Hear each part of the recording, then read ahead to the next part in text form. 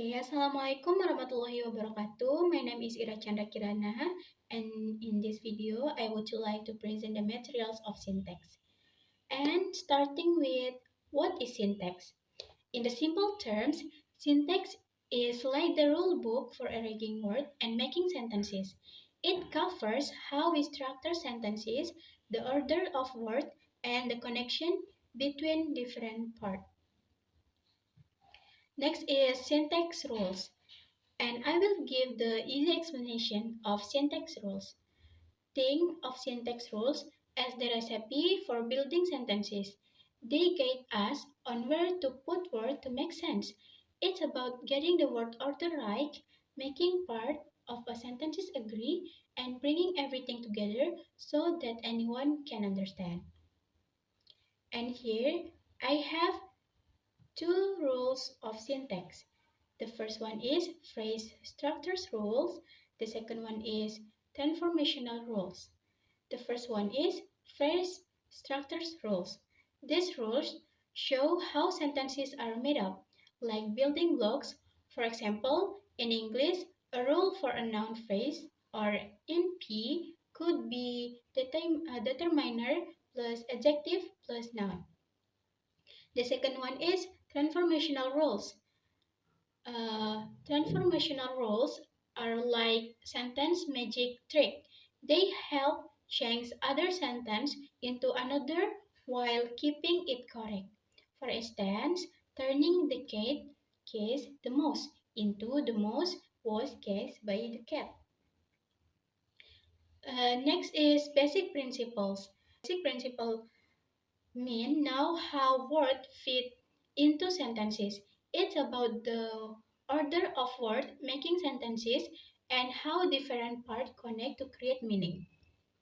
And as you can see, there are three components of basic principles. The first is word order, the second one is lexical morphemes, the last is grammatical morphemes. Okay, the first is word order. Think of it as arranging words in a sentence, like putting puzzle pieces in the right place. The second one is lexical morphemes. Lexical morpheme plays a role in determining the grammatical structures of the sentences. These lexical morphemes include noun, adjective, verbs, and adverbs. Or in the simple is small word meanings like she and walks. In the sentence, she walks. Okay, the last is grammatical morphemes. Grammatical morphology contribute to our understanding of constituency and dependency. Or in the simple, these are word parts that tell us about tense, number, or other details. For example, adding ed to walk to show past tense. Okay, the next materials is phrase. A phrase is like a sentence building blocks.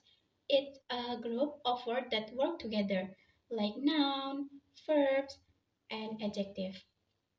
And next is types of phrase. As you can see, the first one is noun phrase. The second one is verb phrase.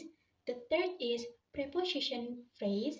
The fourth is adjective phrase. And the last is adverb phrase. Noun phrase act like a noun in a sentence. And verb phrase a group of main verb and helping the verb. And preposition phrase to give information about preposition. And adjective phrase to give information about adjective. And the last is adverb phrase to give information about adverb.